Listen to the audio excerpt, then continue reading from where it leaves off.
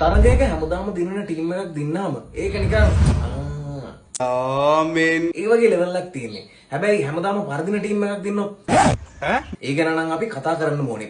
2008 IPL එක පටන් ගත්තට පස්සේ විජේ මල්ලයාට ඕනේ වෙනවා. එයාගේ ලිකර් බ්‍රෑන්ඩ් එක ක්‍රිකට් ටීම් එකක් විදිහට විතරක් නැතුව මිනිස්සුන්ගේ ලයිෆ් ස්ටයිල් බ්‍රෑන්ඩ් එකක් විදිහට පොසිෂන් කරන්න. ඉතින් මේකේ තියෙන ග්ලැමරස් ඉමේජ් එක මේන්ටේන් කරන්න එයා ලක්ෂරි ආෆ්ටර් පාටිස් ගොඩක් අරේන්ජ් කරනවා. ක්‍රිකට් වලින් එහාට ගිහිල්ලා මිනිස්සුත් එක්ක කනෙක්ට් වෙන්න පුළුවන් වයිබ්‍රන්ට් පර්සනැලිටි එකක් තියෙන ප්ලේයර්ස්ලව මෙයා RCB ටීම් එකට තෝරගන්නවා.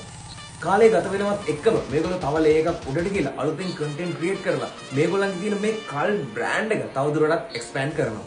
2023 මේගොල්ලෝ Viacom මීඩියා කම්පැනි එකක් එක්ක පාර්ට්නර්ෂිප් ගාලා IPL ටීම් එකක් මීඩියා කම්පැනි එකක් වගේ ඔපරේට් කරලා මේගොල්ලන්ගේ ඕවරෝල් ඩිස්ට්‍රිබියුෂන් එක මාරම සොලිඩ් විදියට මාරු කරනවා. ඉතින් IPL එක පැවැත්වෙන්නේ අවුරුද්දටම මාස දෙකක වගේ කෙටි කාලයක් ඇතුළේ කියලා මේගොල්ලෝ හොඳටම දැනගෙන අවුරුද්දේ ඉතිරි වෙන ඉතුරු මාස 10 මිනිස්සුන්ව නැත්නම් RCB ෆෑන්ස්ලව physically contact කරලා තියාගන්න, connect කරලා තියාගන්න RCB bar and cafe, hustle by RCB වගේ ගොඩාක් දේවල් කරනවා. ඉතින් මේ නිසාම RCB කියන එක මේ මිනිස්සුන්ගේ identity එකේම කොටසක් වුණ නිසා මෙච්චර කල් කප් එක ගන්න බැරි වුණත් වෙන ටීම්ස් වල ඉන්න ෆෑන්ස්ලා මේගොල්ලන්ව ට්‍රෝල් කරද්දි හරි එහෙනම් වෙන ටීම් එකකට මේ පාර සපෝට් කරනවා කියනවා වෙනුවට RCB ටීම් එක කවදා හරි කප් එකක් ගහයි. එතකන් අපි ඒගොල්ලන්ට සපෝට් කරනවා කියලා මේගොල්ලන්ව ඩිෆෙන්ඩ් කරන්න පටන් ගත්තා. නිකන් ලංකාවේ ක්‍රිකට් ෆෑන්ස් වගේනේ.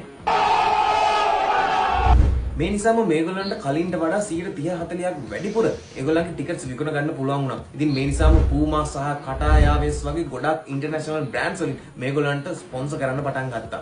ඉතින් කොහොම හරි අවුරුදු 18කට පස්සේ පටිඩාර ප්‍රමුඛ RCB ටීම් එකට මෙවර 2025 IPL එකේ කප් එක උස්සන්න පුළුවන් වෙනවා.